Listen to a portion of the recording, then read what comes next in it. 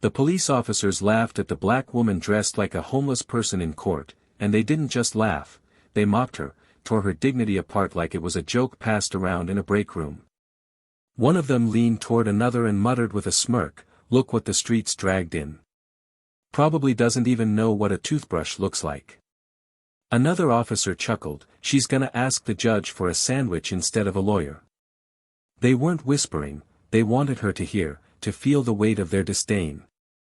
And she did. She sat there, silent, head bowed, her coat ragged, fingers wrapped around the fabric like it was her only armor. Her face, partially hidden beneath a tangled mass of hair and a layer of dirt, didn't move. She didn't cry. She didn't flinch. But what no one in that courtroom realized, not the judge, not the public defender who barely glanced at her case file, not the officers who had dragged her off the streets 2 nights earlier, was that this wasn't the first time she'd sat in a courtroom. Only this time, she wasn't here to be judged. She was here to expose judgment itself. She had walked into that courthouse like a ghost from society's blind spot, unseen, unheard, unwanted. Every eye that fell on her saw nothing more than a problem to be processed and pushed away. But this wasn't a mistake. She had chosen this disguise. She had studied every expression of contempt, every dismissive gesture, every lazy assumption, and now, wrapped in the very image they hated, she was here to confront it all. Because months earlier, she had received an anonymous tip, one that led to a chain of complaints ignored by internal affairs, covered-up body cam footage, and reports that vanished into thin air. Something was happening inside this police department, something systemic, something ugly. And she wasn't about to walk away from it. But the plan required her to disappear from who she was, to become someone that the system didn't value, someone that these officers wouldn't even consider a threat, and they played right into her hands. From the moment they spotted her loitering outside a grocery store, pushing an empty cart and digging through a trash bin, they already decided she was guilty of something. They didn't ask questions. They didn't give warnings. They grabbed her, laughed, shoved her into the back of a patrol car, and booked her for trespassing and resisting arrest. The charges were thin, but it didn't matter. In their eyes, she was already trash. She heard one of them say, "It's always the same damn story with these people." That phrase repeated itself in her head for hours as she sat in a holding cell made for 10 but packed with 23. Not a single officer stopped to ask if she needed medical attention, if she'd eaten. No one thought she mattered enough to care. Now she sat in court, waiting to be processed like hundreds before her, quickly, quietly, without resistance. But as she sat there, the officers stood against the wall with smirks plastered across their faces, arms crossed, satisfied. She was the punchline to a joke they'd been telling their entire careers. The judge barely looked up. The public defender scrolled his phone under the table. And yet, she said nothing. Because the truth was, everything was going exactly as planned. What they didn't know was that the case wasn't real. What they didn't know was that their badge numbers had already been flagged. What they didn't know was that this woman they had dragged in for show, the one they joked about smelling like the gutter, had spent the last 8 months collecting testimonies, footage, and data that tied at least 5 of them to misconduct, abuse of power, and civil rights violations. What they didn't know was that the people watching the courtroom feed from an unmarked van down the street weren't journalists, they were federal agents. What they didn't know was that the courtroom had become a trap, and they had walked straight into it. But this story is not about revenge. It's about justice in disguise. It's about how deep the roots of prejudice run, and how invisible the truth becomes when it doesn't look the way people expect it to. It's about a woman who was willing to be humiliated, spit on, degraded, just to make sure the system couldn't keep hiding behind polished uniforms and fake smiles. She gave up her name, her comfort, her safety, all for one moment. One undeniable, inescapable moment. Because what happened next wasn't part of the court schedule. It wasn't on the docket. But it changed everything. Imagine a courtroom frozen in place. Officers' faces draining of color. A judge speechless. Cameras rolling. Lives unraveling in real time. One woman standing up, not as a defendant, but as the one in control of the entire operation. She wasn't there to plead guilty. She was there to take them all down. But how did she do it? And why did it leave the entire city talking for months afterward? Stay until the end of this story, because what you're about to hear will make you question everything you thought about justice, power, and appearances. Before we start this story, we want to take a moment to speak directly to every black viewer watching this video. Here at Plow of Twist, we stand firmly against all forms of racism, injustice, and discrimination. This channel is a space that uplifts truth, dignity, and the power of turning pain into purpose. If you've ever been judged by your skin before your soul, this story is for you. And remember, your worth isn't up for debate. Enjoy this powerful twist, and don't forget to subscribe to Plow of Twist for more stories that move, shock, and inspire. In the heart of Baltimore, where row houses stretch in tightly packed blocks and the streets breathe stories of both struggle and pride, there lived a woman who most people never noticed unless they had to. Not because she didn't stand out, in fact, she did, profoundly, but because she moved like someone who had learned to exist without being seen. Her name was Danielle Brooks, and for most of her life, she had been the kind of woman people underestimated until it was too late to undo the mistake. Danielle was tall, with skin the color of polished mahogany and eyes that carried a quiet fire that never went out, not even when it was hidden behind a look of indifference or calm. She walked like she'd been through storms and survived them all, and when she spoke, her voice came low and deliberate, like every word was chosen with care. To those who knew her, truly knew her, she was resilience personified. But very few people could say they really did. Born and raised in the west side of the city, Danielle had seen Baltimore through every lens: the lens of a child walking to school in worn sneakers, the lens of a teenager navigating corners she had no business being on, and later, the lens of a law student at Morgan State University determined to make something more of herself than what the statistics predicted. Her mother, Clarice, had worked 2 jobs most of Danielle's childhood, janitor by day, caregiver by night, and still managed to keep food on the table and rules in the house. Her father, a former mechanic, had been out of the picture since she was 10, but his absence had taught her the value of presence in ways he never could. Danielle's journey into law enforcement hadn't been inspired by justice shows or courtroom dramas. It was rooted in something far deeper and more painful, a quiet rage she carried ever since her older brother, Jalen, had been stopped one night on his way home from work, accused of loitering, and ended up beaten so badly he spent 3 weeks in the hospital. The officers involved claimed he resisted arrest. The city claimed it was an unfortunate escalation. Danielle knew it was neither. And though the charges against her brother were dropped, nothing happened to the officers. No suspensions. No inquiries. Just another young black man brutalized and forgotten. That night changed her. It lit something in her that law school alone couldn't satisfy. It was why, after graduation, she turned down the corporate firms and the polished marble offices, and instead joined the FBI. Not for the badge. Not for the status. But for the chance to change something from the inside, no matter how long it took. Years passed. Danielle rose through the ranks slowly, strategically. She was smart enough to know when to speak and when to listen, when to show her strength and when to hide it beneath silence. Her work focused on internal corruption and abuse of power cases, often buried deep inside systems protected by politics, race, and legacy. It was slow, often thankless work, and sometimes left her more frustrated than fulfilled. But every case she took brought her closer to something that felt like justice. It was during one of those cases, a follow-up on a whistleblower complaint from within the Baltimore Police Department, that she stumbled across a pattern she couldn't ignore. Minor infractions leading to excessive force. Reports of intimidation and silence among new recruits.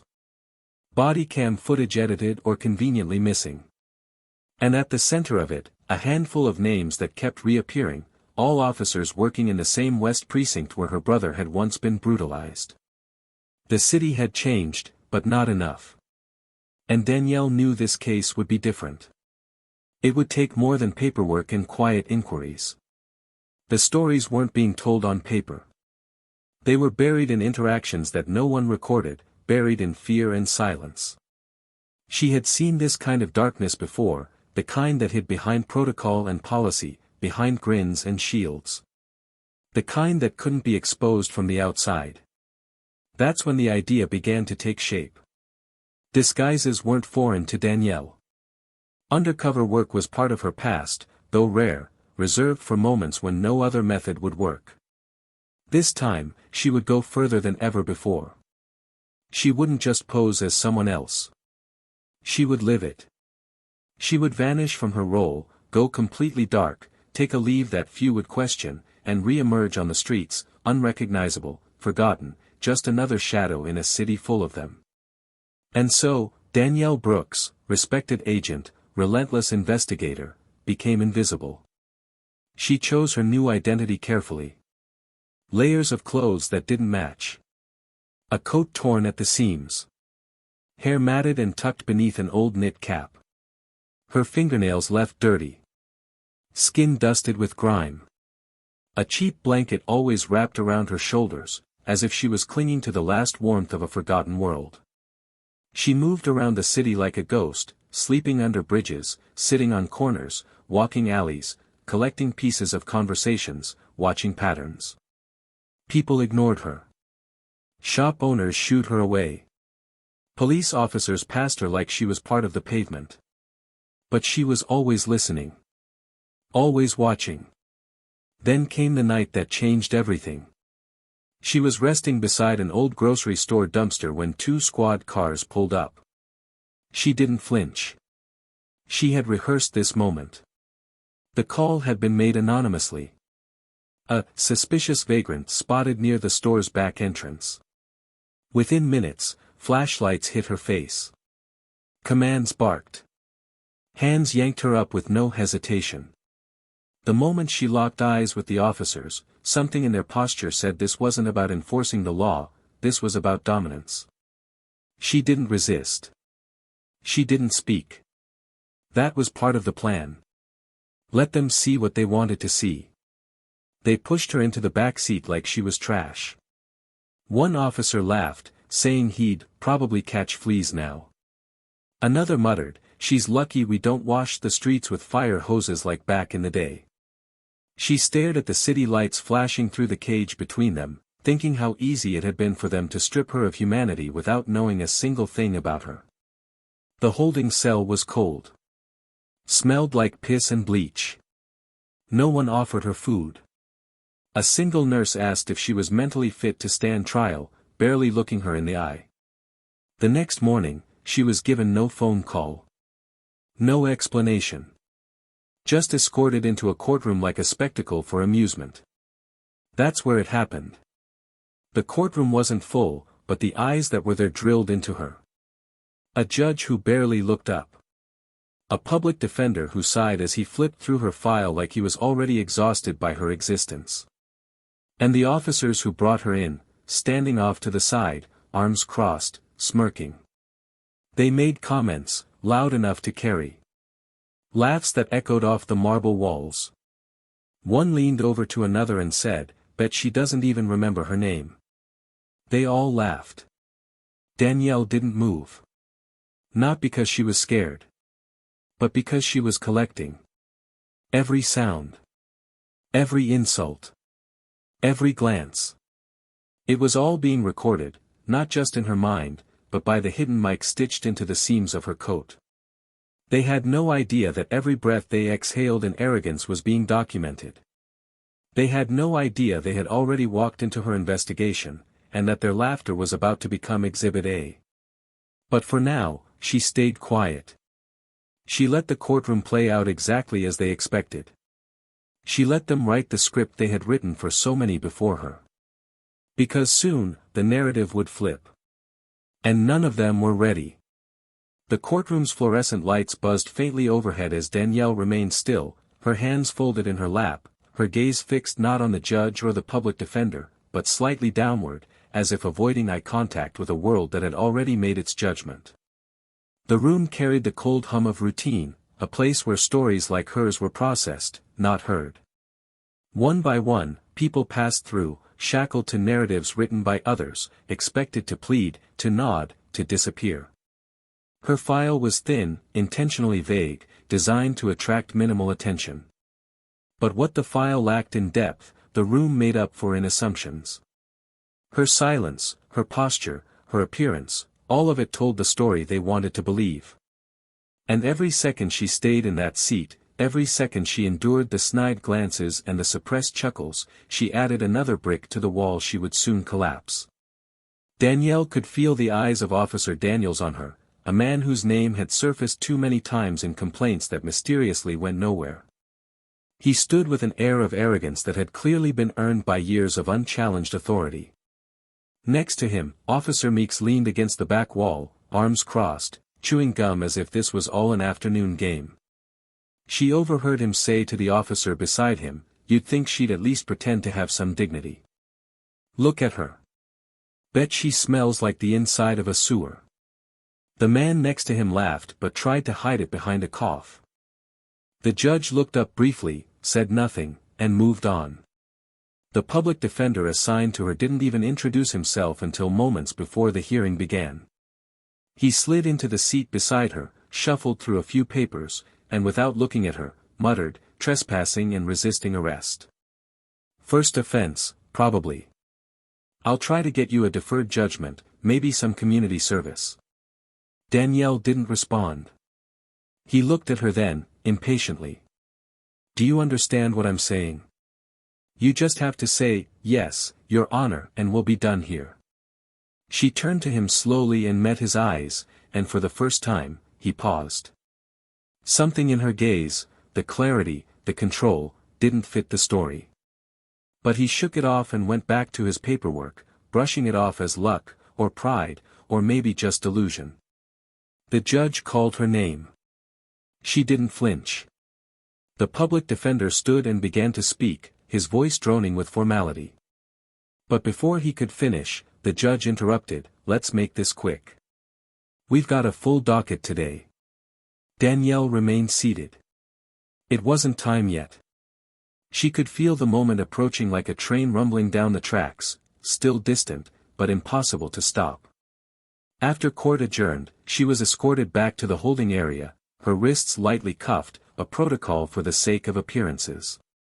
Officer Daniels walked beside her, speaking low enough that no one else could hear. "You people never learn. Always think the rules don't apply to you. Maybe a night in jail will remind you what your place is." She didn't answer. Her silence was a blade. And she knew he could feel its edge even if he didn't understand it. Later that night, inside the cell, Danielle laid down on the hard bench, her body aching from days of sleeping rough. Her mind, however, was alert. She went over the timeline again. The microcamera embedded in her coat had captured everything, the comments, the behavior, the lack of legal counsel, the dismissive attitudes. Tomorrow, she'd appear again. And the next day. Each appearance was another layer added to the case she was building, a case not just against a few rogue officers, but against an entire culture within the precinct that had been allowed to fester without consequence. Back at the Bureau's mobile command center parked miles away, her handler, Special Agent Moreno, monitored the live feed, his fingers typing out transcriptions, annotations, timestamped notes. The operation, codenamed Ghost Watch, had been approved at the highest level. But only a few inside the agency knew Danielle was undercover. The stakes were too high. The exposure too sensitive. One mistake, one wrong word, and the entire mission would crumble.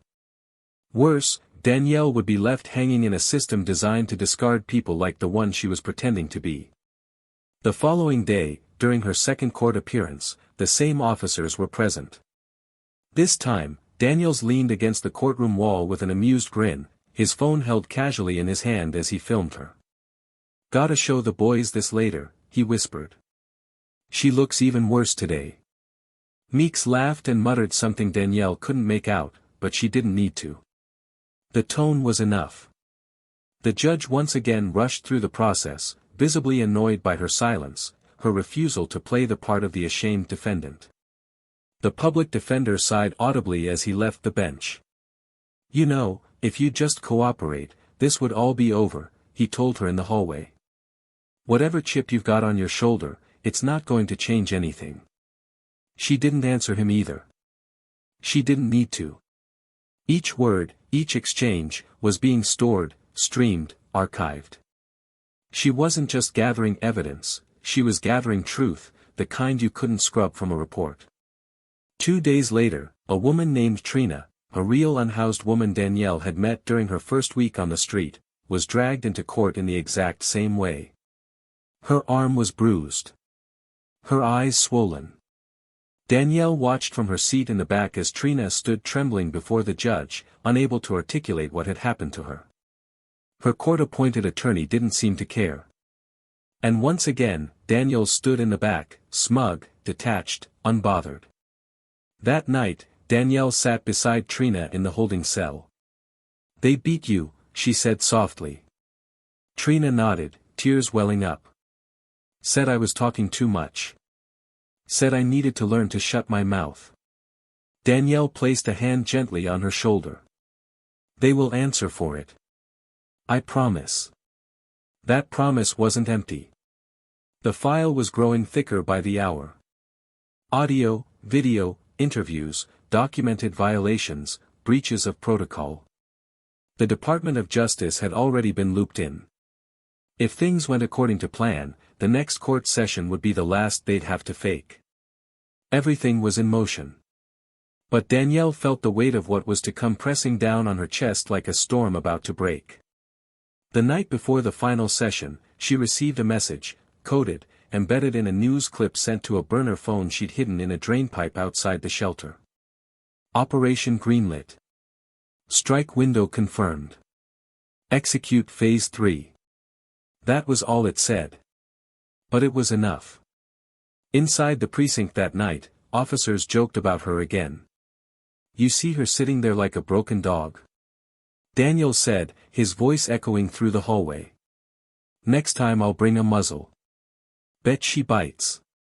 Meeks chuckled, "She don't bite. She barely breathes. Trash like her, they don't fight. They just rot." Danielle was in the next room, close enough to hear every word. She didn't sleep that night. She didn't eat. She sat upright, back against the wall, her eyes wide open in the dark. Not from fear, but from focus. She thought of her mother, of her brother, of every person who had stood in a courtroom just like hers, invisible in the eyes of those with power. She thought of Trina. She thought of all the voices silenced not because they were wrong, but because they weren't believed. Tomorrow, those voices would speak. Through her. Through everything she had endured. And as dawn crept through the thin slit of a window high on the cell wall, she closed her eyes for just a second and whispered to herself, "They think they've won." But what they didn't know, what they could never have guessed, was that by laughing at her, they had opened the door to their own collapse. And now, all that was left, was to let the truth walk in. Courtroom 2B wasn't any different from the others in the building, but that morning, the air inside felt denser, heavier, as if the walls themselves were holding their breath. The benches filled slowly with the usual crowd, court officers, a few sleepy lawyers, a small gathering of people waiting for unrelated cases. The judge took her place as casually as she had all week, shuffling papers and checking her docket without looking up. Daniels and Meeks leaned casually against the back wall, just as they always did, already smirking at the sight of Danielle being led in, her shoulders hunched beneath her tattered coat. The shackles clinked faintly with every step she took, and she moved as if her body weighed more than it had the day before. But her eyes, hidden beneath tangled hair, scanned the room with precision. She wasn't watching the judge. She wasn't watching the officers. She was watching the door. The public defender, same one from earlier in the week, didn't bother sitting down right away. He leaned against the table, flipping through the same file he'd barely touched. "Trespassing, resisting," he muttered, then glanced at her. "Same deal today." You just need to speak this time. One word and we're out of here. Danielle lifted her head slowly, her eyes meeting his with a stillness that unnerved him. She didn't speak, but the way she looked at him, it was like watching a storm form behind a pane of glass. The judge cleared her throat and tapped her pen twice on the wooden bench. Let's move this along. We've got a full list today. She looked down at the paperwork, then directly at Danielle. Miss Brooks, this is your third court appearance. You've refused to speak or accept counsel. Do you understand the charges against you? There was silence. The public defender leaned in, exasperated. Come on, just say yes. Danielle slowly stood upright. She didn't answer the judge. Instead, she turned toward the gallery. Toward the officers. And then, toward the door. At that exact moment, it opened. Two men entered, suits, clean-cut, no badges displayed, but they didn't need to announce themselves. The way they moved, the way the guards stiffened at their presence, it was clear. Federal. One of them carried a leather briefcase. The other had a thick folder in his hands. They didn't take seats. They stood near the center aisle, calm, waiting. Daniel straightened slightly, glancing at Meeks, who had stopped chewing his gum. The judge's voice lost its rhythm. Can I help you, gentlemen? The man with the folder stepped forward. Yes, Your Honor. We're here in reference to this case. What's the Department of Justice doing involved in a loitering charge? The judge asked, half joking, half wary. The man placed the folder on the clerk's desk, opening it slowly. Because this isn't a loitering case.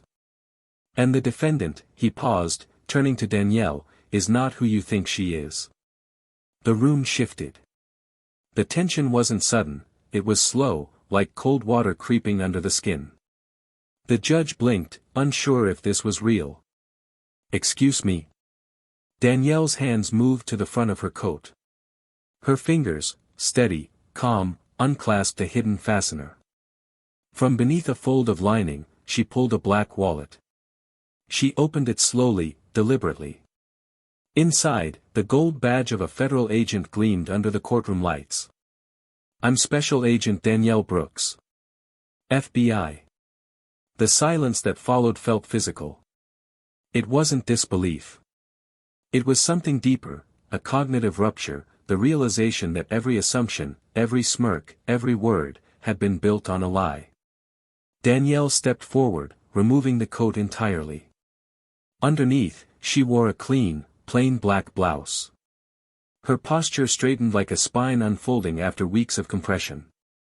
I have spent the past 47 days embedded in the streets of Baltimore as part of an undercover operation authorized by the Department of Justice, she said, her voice cutting through the room. I have documented over a dozen incidents of misconduct, abuse of power, and systemic failure, including what occurred inside this very courtroom.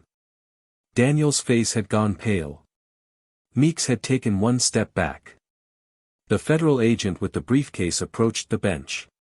Your Honor, we are submitting a motion to dismiss all charges against Special Agent Brooks and enter into the record a federal investigation into Officers Daniels, Meeks, and several others within the West Precinct. Daniels took a step forward, his voice shaky, defensive. This is a mistake. She's lying. She assaulted an officer. Danielle turned toward him, her expression unreadable. You want to talk about assault, Officer Daniels? Would you like us to play the audio from the patrol car 2 nights ago? The part where you threatened to break my ribs for not moving fast enough? Or maybe the footage from Trina Harris's arrest? The one where she was handcuffed and you still shoved her face first into the squad car? Daniel's mouth opened, but nothing came out. Meeks mumbled, "This is insane. She set us up." Danielle walked toward them, slow, steady, her voice unwavering. No. You set yourselves up. I just gave you the space to show everyone who you really are. The judge looked like she had aged 5 years in 5 minutes. This courtroom has procedures. This is irregular, no, Your Honor, the agent interrupted. What's irregular is what's been allowed to happen here. What's been normalized. That ends today. The room was no longer a courtroom, it was a stage, and the curtain had just fallen on the first act. Reporters had begun to arrive, tipped off anonymously moments before the reveal. Cameras clicked. A few flashes went off. Danielle didn't flinch. Her eyes stayed fixed on the men who had dragged her into court, who had mocked her humanity. They were shrinking before her. Their bodies rigid, their faces drained of the smug confidence they once wore like armor. Do you know what it feels like, Danielle began, her voice lower now, not for the courtroom, but for them, to be treated like you're invisible? To be spoken about like you're less than garbage? I do. And I made sure every second of it counted. Daniels tried to step forward again, but the second federal agent raised a hand. I'd stay where you are, officer. You're being placed under federal review, effective immediately. You'll be escorted out of here as soon as we're done. Danielle picked up the coat she'd left on the defense table. She folded it slowly, with care, as if honoring the role she had played. Not just the disguise, but the lives of those who wore that coat in real life. People without badges. Without protection. People who weren't pretending. As officers from Internal Affairs entered to begin the formal arrest and suspension procedures, Daniels called out one last time. You think this changes anything? You think anyone cares? Danielle looked at him, not with rage, not with triumph, but with truth. Yes. I do. And more importantly, now, they can't ignore it. And the room, just watched. Watched as the powerless became powerful. Watched as a badge hidden in rags became a sword of justice. Watched as silence turned into a reckoning. But what no one knew yet, was that this courtroom revelation was just the beginning. What Danielle had uncovered went far beyond Daniels and Meeks. Far beyond the West Precinct.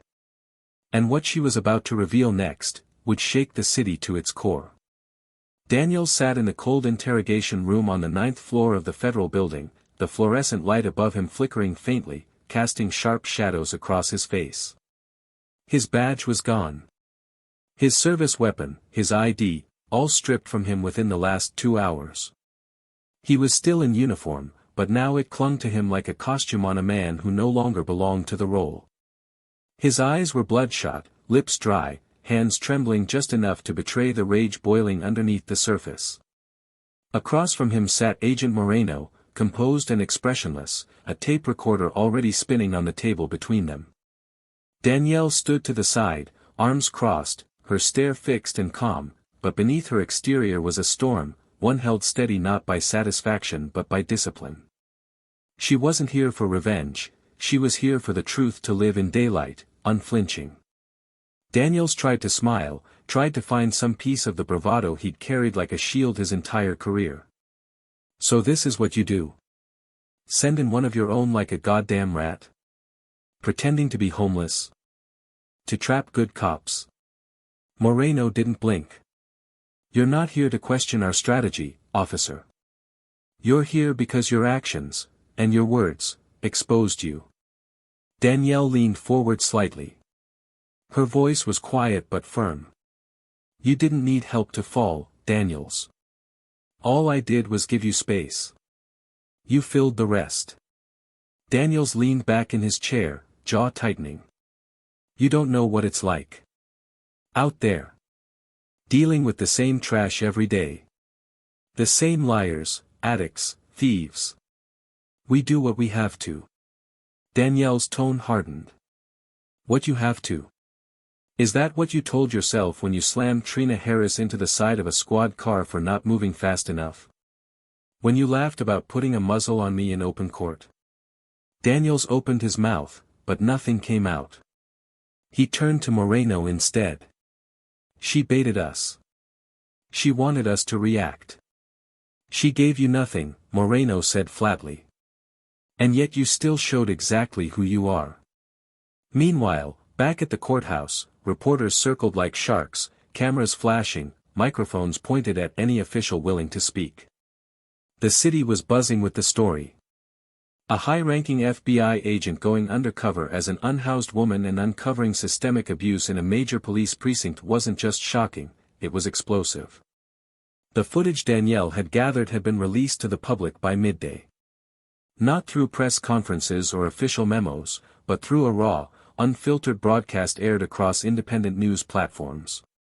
Her mic had captured everything. The arrogance. The threats. The laughter. The violence. No spin. No edits. Just the truth, loud and raw and impossible to ignore. Inside the federal conference room, a small group of officers who had worked with Danielle before the operation sat silently watching the footage play on a mounted screen. Some of them wiped their eyes. Others looked away. They had known her as a colleague, a sharp and driven agent. But none of them had known what she'd sacrificed to pull this off. Her health. Her safety. Her peace. And now that it was public, there was no going back. Danielle, later that evening, stood in front of the city's Civilian Review Board, not to testify, not yet, but to speak directly to them as a citizen and as a professional. Her voice carried the weight of experience, of nights spent in cold alleyways, of days spent being invisible. What I witnessed wasn't just misconduct, she said, her voice clear and unwavering, it was a culture. A belief system that allowed some officers to dehumanize the very people they swore to protect. Because they knew no one would stop them. One board member, a gray-haired woman with soft eyes and a history in civil rights law, leaned forward. And what do you think needs to happen now? Danielle looked around the room slowly, deliberately. Not just arrests. Not just suspensions. That's the surface. This has to be structural. New training isn't enough. There has to be oversight from people who aren't wearing the same uniforms. There has to be accountability that isn't just internal. Across the city, reactions were mixed, as expected. Some praised her bravery, calling her a hero. Others accused her of entrapment, of targeting hard-working cops. But what couldn't be denied anymore was the footage. The evidence. The faces of those who had laughed at her. They weren't nameless anymore. They were visible. They were exposed. Meeks, now in a separate holding cell, had broken down during questioning. Not with tears, but with silence, a kind of stunned, hollow quiet. He had asked for a lawyer. Then asked if Danielle was watching. The agent who debriefed him said, "She doesn't need to watch. You already said enough."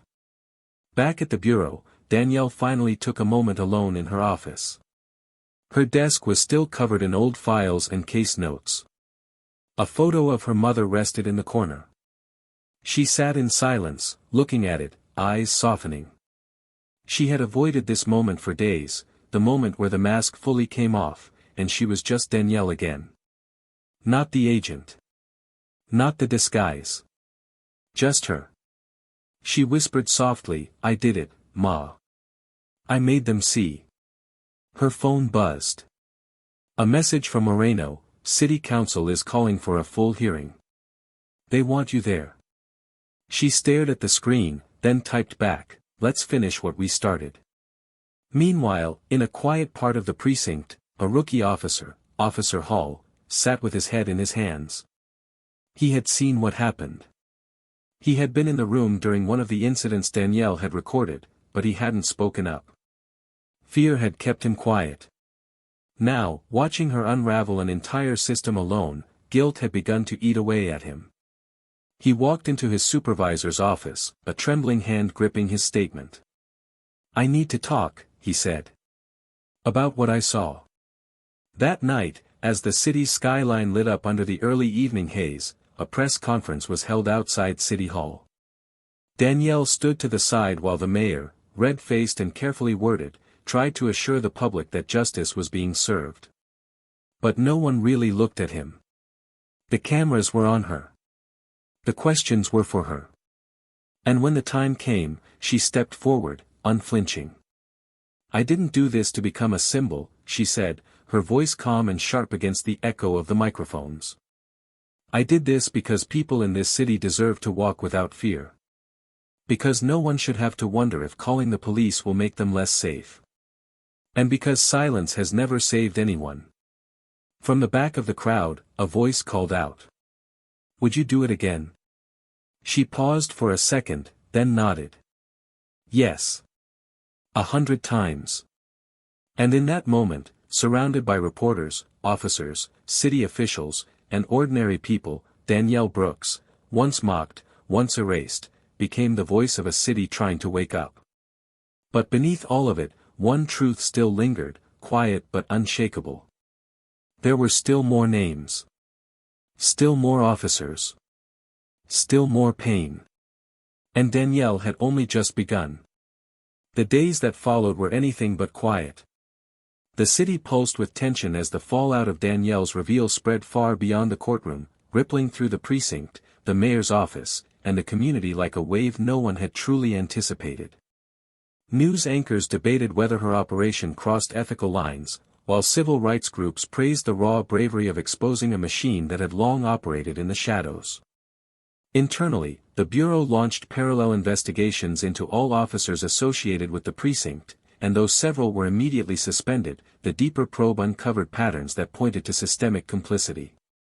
Danielle found herself not only at the center of a legal storm, but also at the heart of a moral one. The city wanted answers, but it also wanted accountability, and some of it wanted blood. Behind the scenes, things were even more volatile. A group of officers, mostly young recruits and mid-level staff, requested a private meeting with Danielle. When she entered the conference room, there was a silence that felt almost sacred. These were the ones who had stayed quiet for too long. Officer Hall, the rookie who had come forward, sat closest to the head of the table. He looked up at her with a mixture of shame and hope. One of the others, a Latina officer named Rivera, finally broke the silence.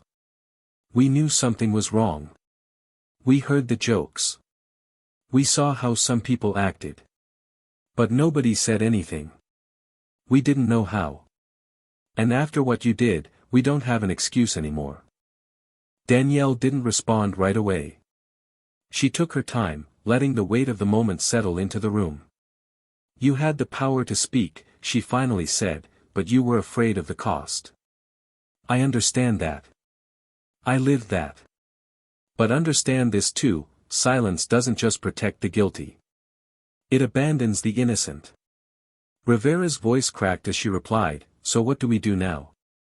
Danielle looked around the room, into every pair of eyes. You tell the truth. You write the statements. You show up. You stand in front of the people who trusted you and you say, we failed you. But we won't do it again. That's how it starts. While those within the department struggled with their own reflection, the community reacted with even more complexity. Protests began to grow, no longer just against the named officers, but against the structure that had allowed them to operate unchecked. Signs reading, "We see you now," and "Justice wears many faces," appeared on city buildings.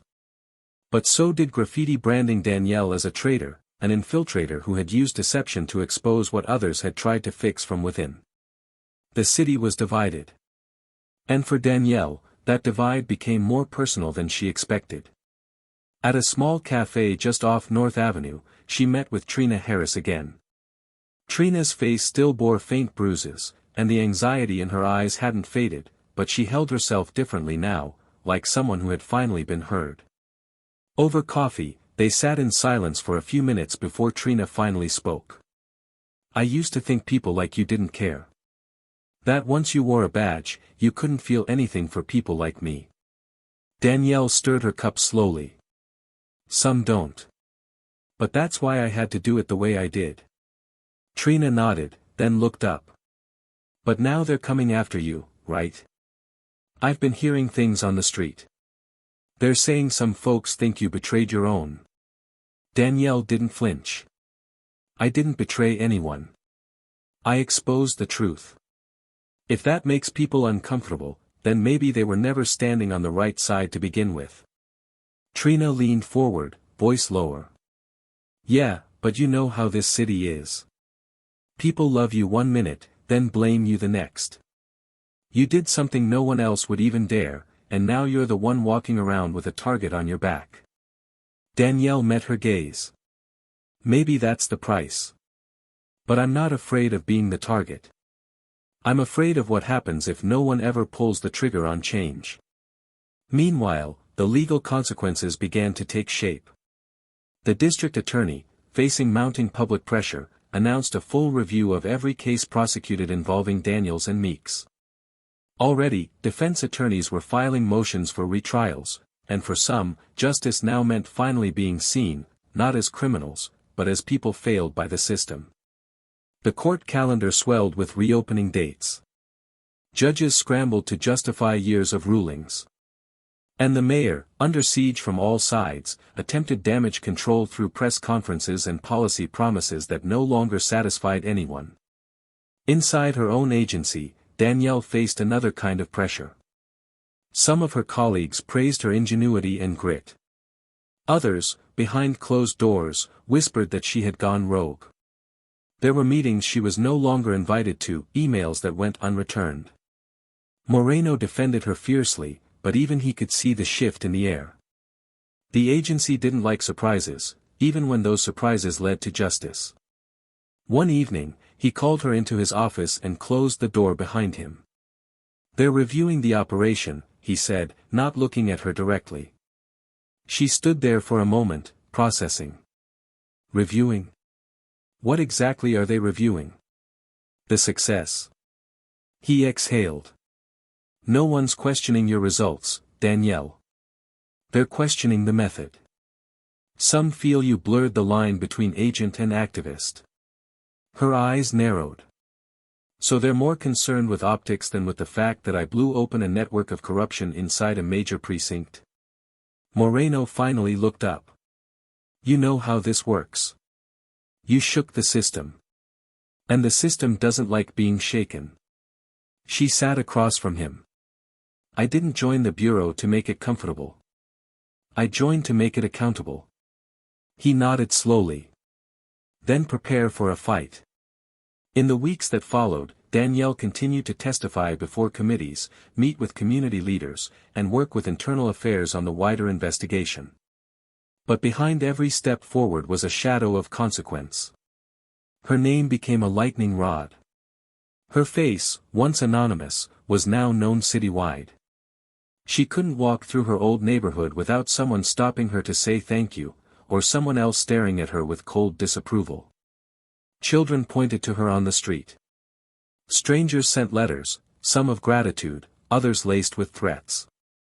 One night, alone in her apartment, she sat with her brother Jalen. He had flown in from Chicago after watching the footage of her reveal. The siblings sat on the balcony, staring out at the city skyline. You did something, Jalen said, his voice low. Something big. She looked over at him. Yeah. And now everything's different. Is it better? She didn't answer right away. It's louder. People are talking. That's a start. He nodded. But you're not done. No, she said. I'm not done. And yet, inside her, a new weight had begun to settle, not regret, but a recognition of the cost. The pain she had walked through wasn't just her own anymore. It had become part of the city's reckoning, and in doing so, it had marked her. She was no longer just Danielle. She was a symbol. And symbols don't get to rest. Still, she moved forward. Every day. One meeting. One statement. One step at a time. Because even though the courtroom had erupted and the masks had fallen, the deeper work had just begun. And in the quiet moments, when the cameras were off and the streets were still, she asked herself the hardest question of all: if change demands sacrifice, how much more was she willing to give? The wind swept through the narrow streets of West Baltimore, whistling through the alleyways that Danielle had once called her temporary home during the undercover operation. Now, she walked those same streets in plain clothes, no badge in sight, no FBI backup trailing her, no wires hidden in her coat. But every step felt heavier than before, not from fear or regret, but from the growing weight of responsibility that her choices had created. She had ignited a fire in the heart of a city already simmering with decades of pain and mistrust. Now she could feel the burn in every conversation, every eye that lingered too long on her as she passed. Some people nodded to her with quiet respect. Others crossed the street. Some stared like she was a stranger wearing a mask of someone they thought they knew. What she had done wasn't just a disruption. It was a shift. And the ground still hadn't settled beneath it.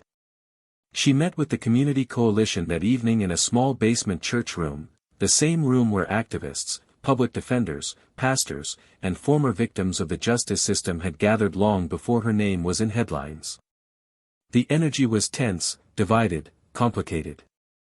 Some in the room had welcomed the exposure she brought. Others, especially those who had fought for years to build cautious bridges with the police, viewed her operation as reckless, even dangerous. They believed her method, going undercover, staging her arrest, deceiving both the public and the department, had placed their delicate progress at risk.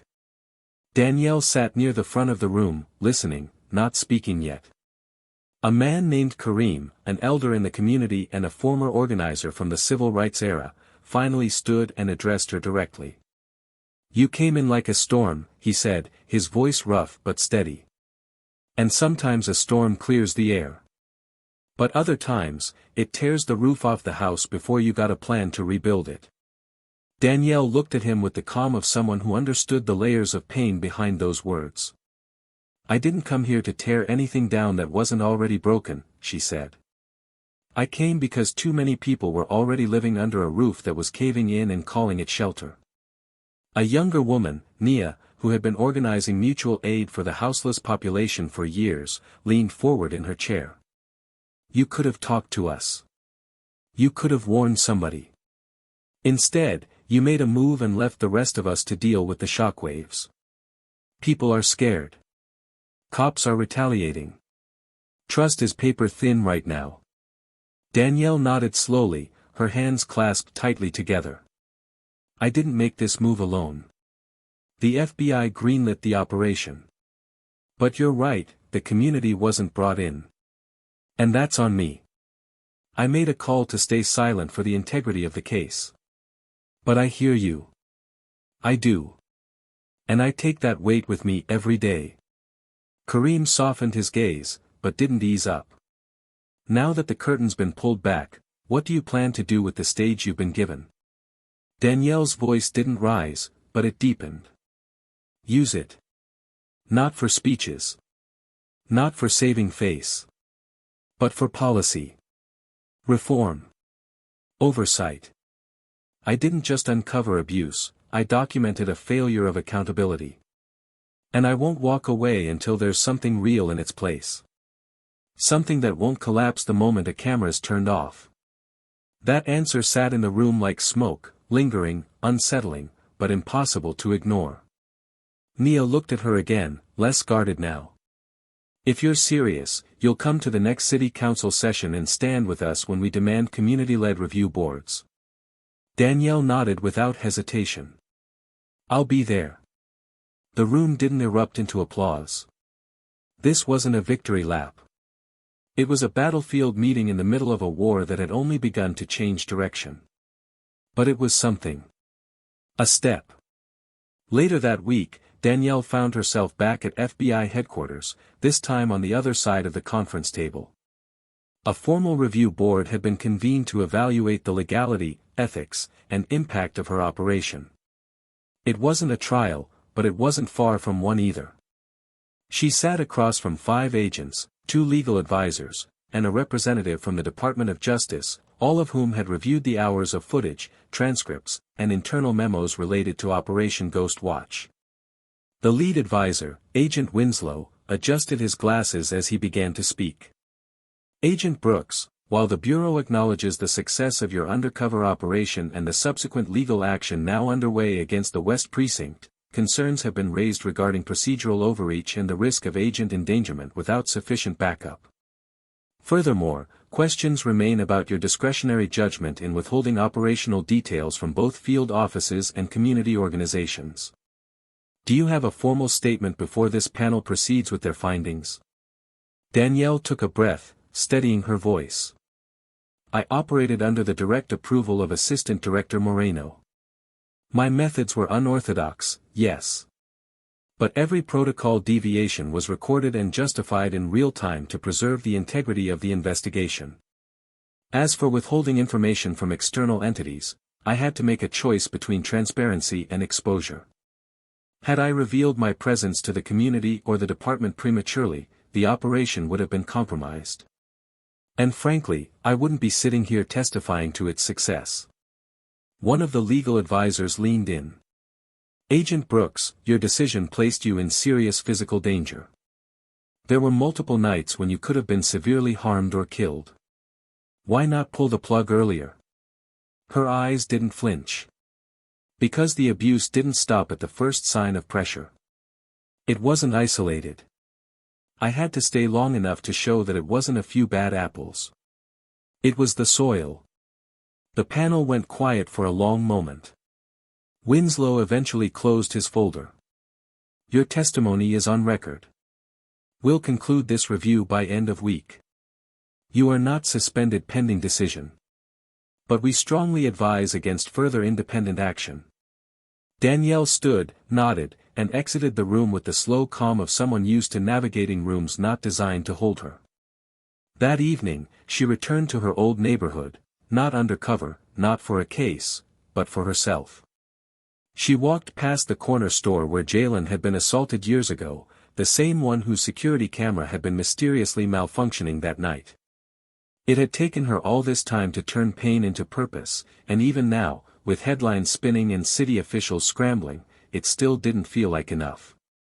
She stopped when she saw a group of kids playing basketball with a rusted hoop nailed to a wooden post. One of them looked over, eyes wide, then ran over and called to the others, "That's her, that's the woman from TV." They swarmed her with questions. Some asked if she was a real FBI agent. Others wanted to know how she could pretend to be homeless. But one boy, maybe 9 or 10, stood back a little and asked quietly, "Did it hurt? When they treated you like that?" Danielle crouched down, meeting his eyes. "Yeah. It hurt a lot. But that's why I did it. So maybe one day, you won't have to be afraid of people in uniform." He nodded slowly, then reached out and held her hand for just a second. That small gesture, quiet, sincere, hit her harder than any applause or award ever could. As she walked back toward her car, the city skyline in the distance flickering under the weight of streetlights and sirens, Danielle knew this wasn't the end of her journey. The operation was over. The investigation was underway. But the real work, changing hearts, rebuilding trust, unlearning fear, would take years. Maybe even a lifetime. But she was still standing. And she was still ready. It was nearly midnight when Danielle found herself alone inside the quiet walls of the old municipal archive building downtown. She hadn't meant to be there this late, but something about the silence, the hum of the fluorescent lights above the rows of dusty case files, had a strange kind of comfort to it. The world outside was still loud, still burning with the aftermath of her actions, still debating her methods, still trying to reconcile the fact that a black woman who once walked the streets as nobody had brought down a wall that had been standing for decades. But in here, there was only the truth, paperwork, forgotten testimonies, cases shelved under bureaucracy, lives lost between the lines of what was documented and what was erased. Danielle had come searching for something that had haunted her for years, the original internal affairs report on her brother's incident. It had disappeared back then, no follow-up, no inquiry, no justice. But she believed now that it wasn't just negligence, it was deliberate. And she needed to see it with her own eyes.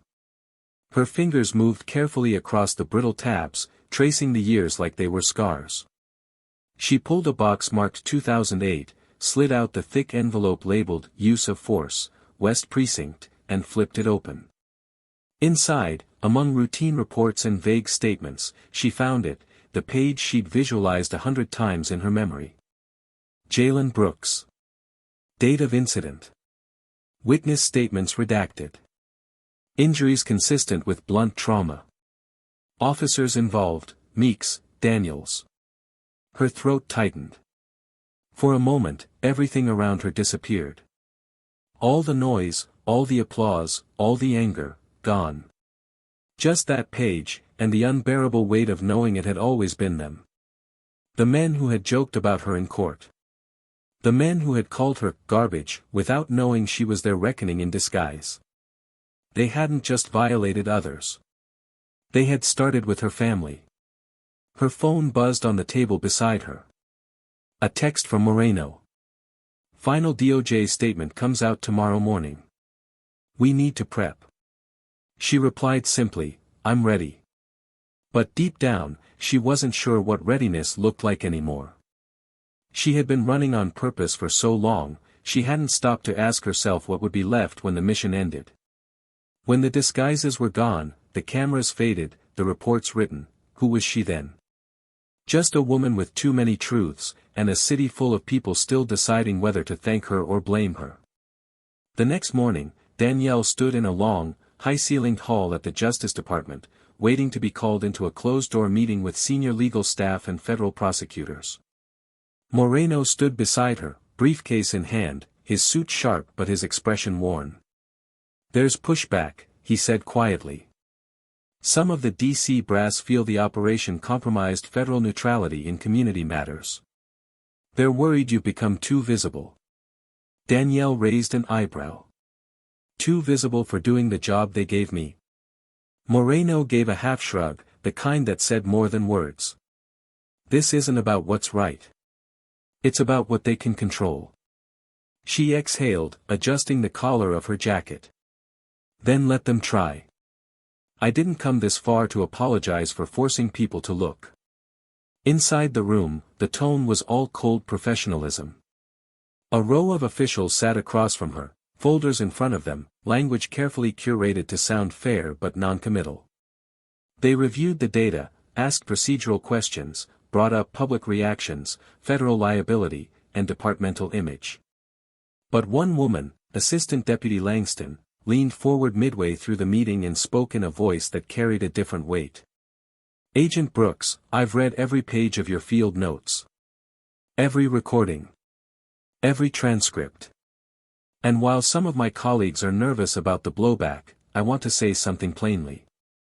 What you did exposed something no audit, no task force, no annual review ever could.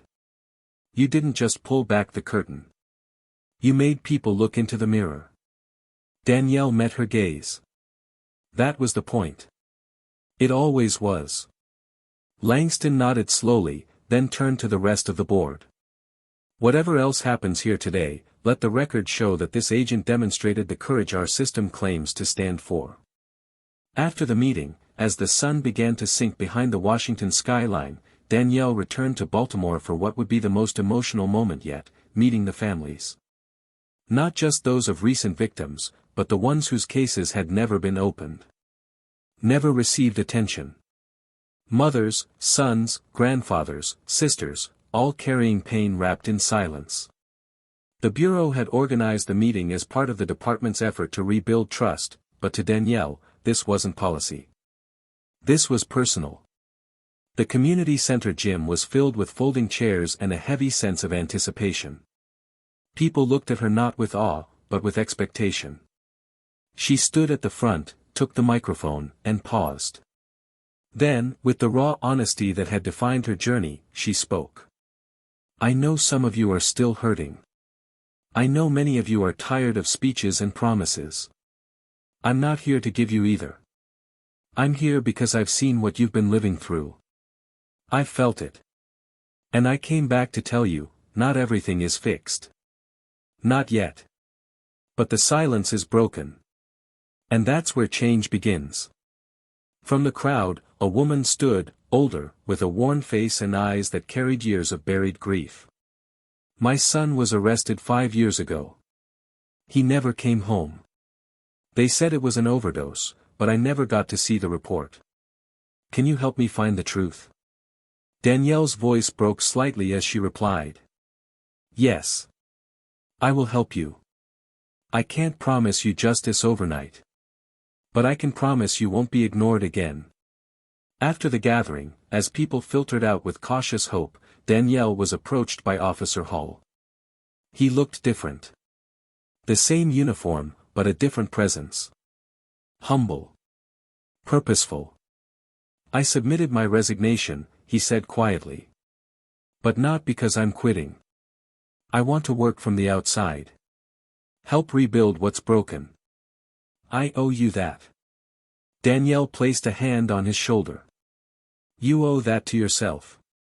And to the people you serve next. As the week drew to a close, the city began to shift. Slowly.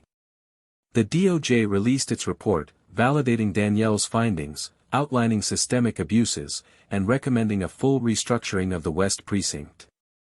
A new task force was formed, half federal agents, half civilians. Community oversight boards gained legal approval. And officers implicated in misconduct began to see real consequences. Some were prosecuted. Others barred from future service. But more than that, something deeper had changed. People who had never dared to speak now stepped forward. Victims, witnesses, allies, they began sharing their stories, not just in private, but publicly, loudly, defiantly. And through it all, Danielle stayed not as a symbol, not as a savior, but as someone who had once been invisible, and chose never to be again. In her apartment, alone once more, she stood by the window as rain traced paths down the glass. The city stretched out before her, complicated and wounded and alive. Behind her on the table sat a letter, an offer from the Bureau to lead a new initiative focused on undercover reform. It was an opportunity to take her experience and build something lasting. But she hadn't answered yet. Because she knew that what came next wasn't just about where she worked. It was about who she chose to be now. And as lightning flickered in the distance and thunder rolled low over the streets she knew too well, Danielle whispered into the quiet room, not to herself, but to every person still waiting to be seen, I see you. I'm not done. Months passed, and Baltimore slowly began to look and feel like a different city. Not because the problems had disappeared, they hadn't, but because the silence had finally been pierced, and people no longer looked away. Danielle Brooks became something more than just a name tied to a federal operation. Her image wasn't splashed across billboards or magazines, but it lived in the minds of those who had once felt voiceless. She turned down the Bureau's offer to lead their reform task force.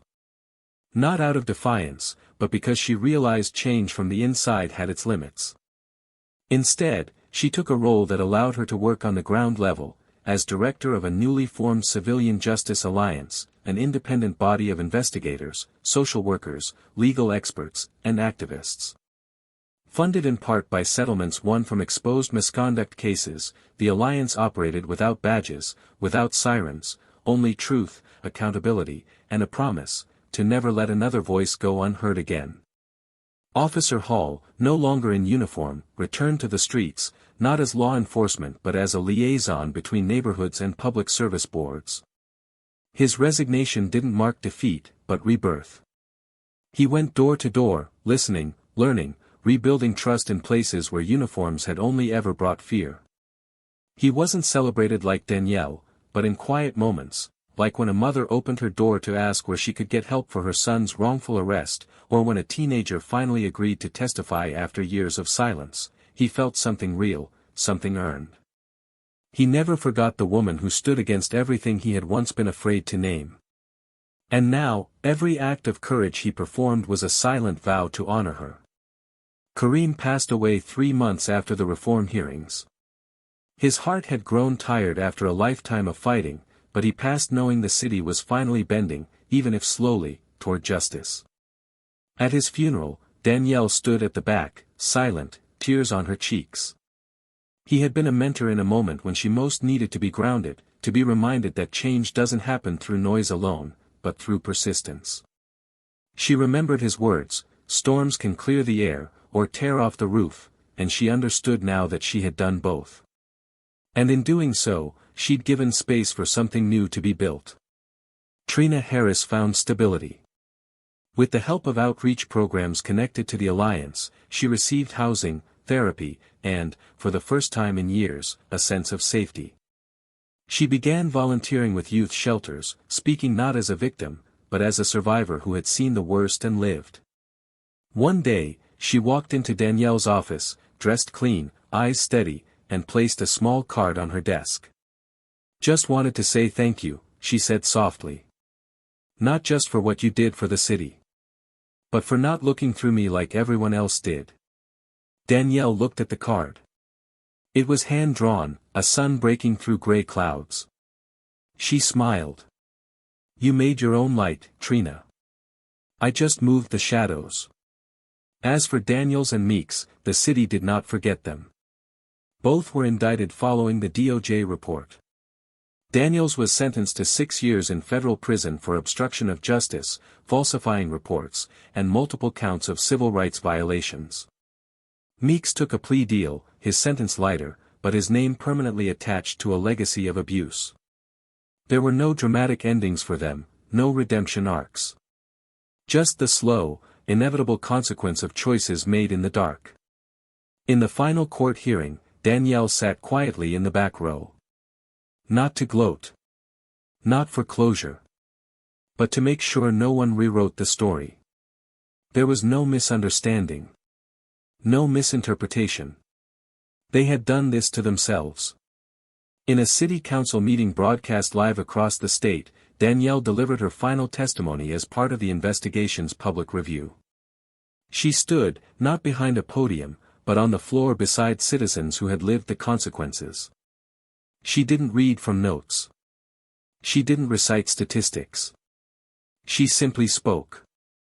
"I did what I did because I was tired of asking nicely for the right to exist with dignity. Tired of seeing people treated like problems instead of human beings. Tired of watching justice used like a weapon against the very people it was supposed to protect. I'm not the hero in this story. The people who endured it all and still stood up, they're the ones we should be listening to. I just opened the door." The applause was quiet at first, then grew louder. But Danielle didn't bask in it. She left the room the same way she'd entered, quietly, with purpose. And 1 year later, almost to the day, she stood again in front of that same courthouse where it had all started. Not as a defendant. Not as an agent. But as a speaker at the opening of the city's first publicly funded legal advocacy center for victims of police misconduct. The building was modest, but inside were offices, case workers, trauma counselors, and investigators trained to pursue justice without fear or favor. A mural covered the outside wall, not of Danielle's face, but of raised hands, linked together, reaching toward a skyline of hope. Above it, in bold paint, were words that stopped every passerby: "We were never invisible. You just weren't looking." Danielle stood beneath it, her heart full, her mind quiet. She didn't need applause. She didn't need headlines. She had the truth. And that was enough. Now, let's take a moment to breathe with this story. Because maybe, as you listened, something inside you stirred. Maybe it was anger. Or recognition. Maybe it was hope. Stories like Danielle's remind us of the power of presence, that sometimes, just being there, witnessing, choosing not to turn away, is a revolution in itself. It asks us to consider, how many voices have we ignored because we didn't like the way they looked, or the clothes they wore, or the streets they came from? How many times have we accepted comfort over truth? And most of all, if justice requires discomfort, are we brave enough to sit with it? Now I want to hear from you. What did this story awaken in you? What would you have done in Danielle's place? And more importantly, what would you do now, in your own community, if you saw injustice standing in plain sight? Drop your thoughts in the comments. Let's talk about it. And if you want more stories like this, stories that twist, reveal, and inspire, don't forget to hit that subscribe button and join us here at Tales of Twist. We're just getting started.